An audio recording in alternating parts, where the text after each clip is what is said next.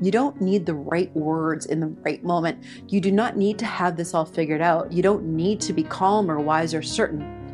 When you have absolutely nothing else, you always have a question, and that is enough to start. Do you find that you're often in conflict with your teenager and maybe they're yelling or maybe you're yelling, maybe something just came out of their mouth that hit you like a wall and every instinct you have is telling you to react? I am going to give you 4 reasons why what you do in that moment of asking questions matters more than you could think. And stay till the end because I'm going to give you the 3 questions that will change everything. Let me explain the power of a question with a story. So a few years ago, my daughter and I were driving home from a ski day and it was a good day. We were relaxed. It was just the 2 of us.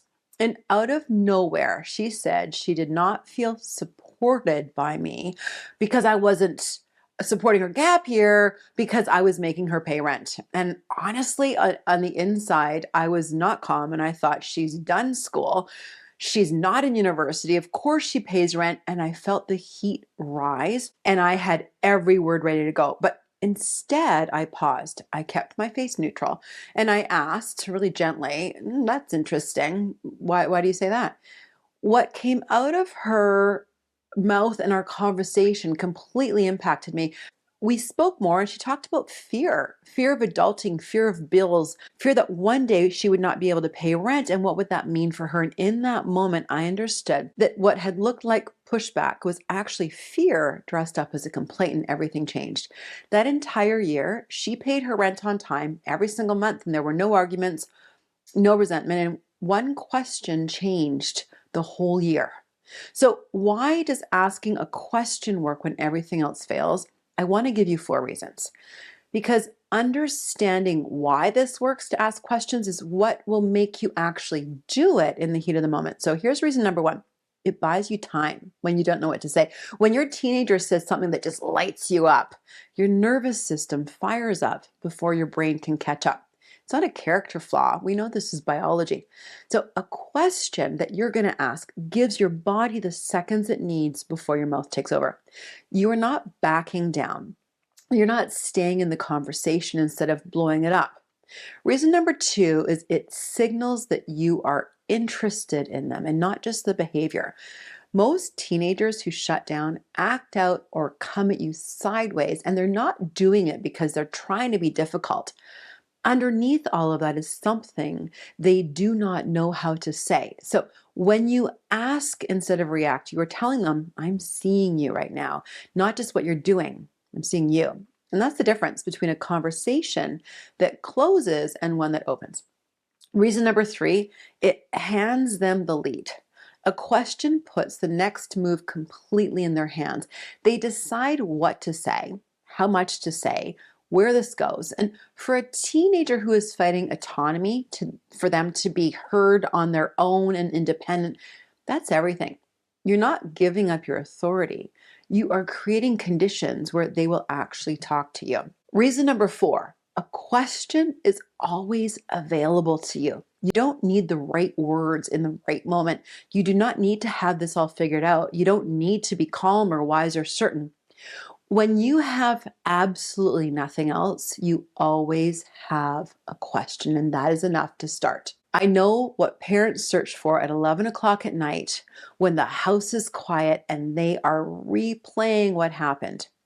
We search for things like, why does every conversation with my teenager turn into a fight? Or how do I get my teenager to open up without pushing them away? And does asking questions mean I'm losing my authority? Here's what I want you to know. Every conversation gets worse when we use words to fix or judge instead of to understand. The moment that your teenager feels like you have already decided what's happened, they're gone. And no, asking questions does not mean you're losing authority. Relational authority, the kind that gives you real influence over your teenager, is built on trust. You cannot influence a person you've not connected with. So questions build trust.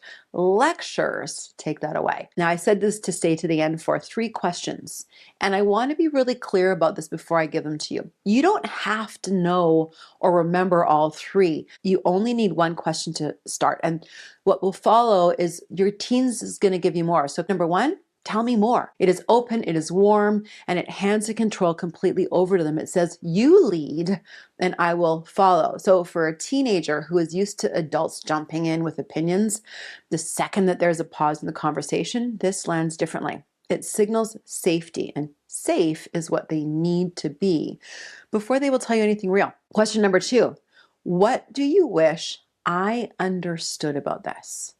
Notice what this already acknowledges, that you might be missing something as the parent, that their experience of this situation might be completely different from yours.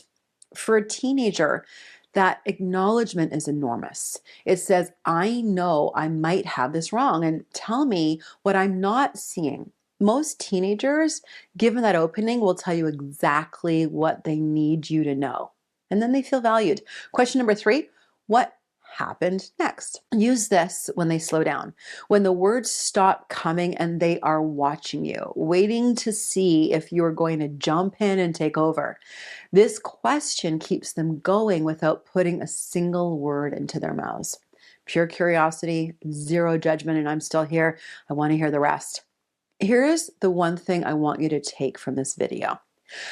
You do not need all 3 questions today. You do not need to have it all figured out before the next hard moment comes. You need 3 words. Tell me more. That's your starting point every single time if you need it. In conflict, in silence, in confusion, in anger, say it gently and you mean it. And then be quiet and listen. Tell me more.